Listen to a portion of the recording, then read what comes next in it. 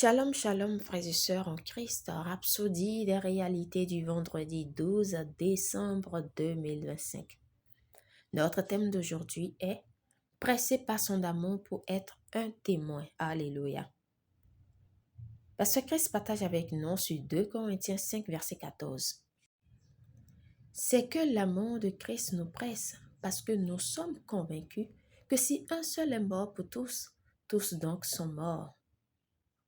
Le verset suivant, le 15e de 2 Corinthiens 5, est tout aussi inspirant. Il dit « Et qu'il est mort pour tous, afin que ceux qui vivent ne vivent plus pour eux-mêmes, mais pour celui qui est mort et ressuscité pour eux. » Gloire à Dieu. Il s'agit de mener une vie qui a un but, étant pressé par l'amour de Christ et investi dans le gain des âmes. Lorsque l'amour de Christ s'empare de votre cœur, il alimente votre passion et dissipe la peur. Il vous motive à prêcher l'Évangile. Rappelez-vous de ce que dit l'Écriture. Jésus est mort pour tous. Cela signifie que chaque personne que vous rencontrez a autant de valeur aux yeux de Dieu que Jésus lui-même. Telle est la conviction d'un témoin efficace de Christ. La Bible dit, il fallait que le Christ souffrit et qu'il ressuscita d'entre les morts le troisième jour et que la repentance et la rémission des péchés fussent prêchées en son nom à toutes les nations, en commençant par Jérusalem. Et vous, vous êtes témoins de ces choses. Luc 24, versets 46 à 48, la version Darby. Comment pourriez-vous donc vous taire?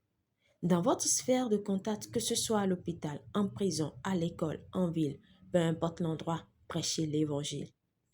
Le glorieux évangile du béni Seigneur vous a été confié. 1 Timothée 1, verset 11. Cet évangile est réel et vrai. C'est la puissance de Dieu pour le salut de quiconque croit. Soyez pressés par son amour pour le prêcher.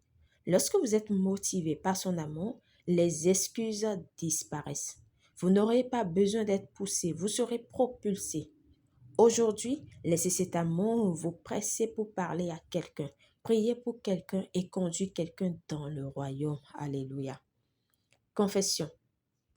Je suis pressé par l'amour de Christ et je vois les personnes à travers ses yeux et je les atteins avec passion. Je suis audacieux, aimant et je suis un gagneur d'âme efficace.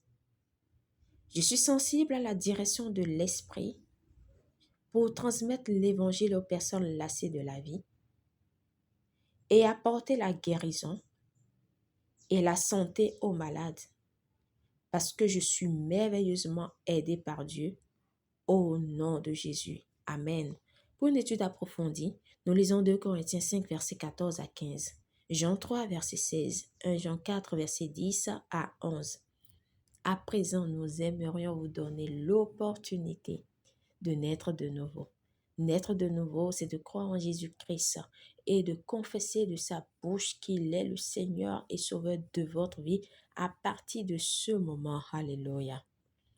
Nous vous invitons donc à faire cette prière de tout votre cœur et de manière à vous entendre si vous croyez déjà en Jésus-Christ. Dites, ô Seigneur Dieu, je crois de tout mon cœur en Jésus-Christ, Fils du Dieu vivant.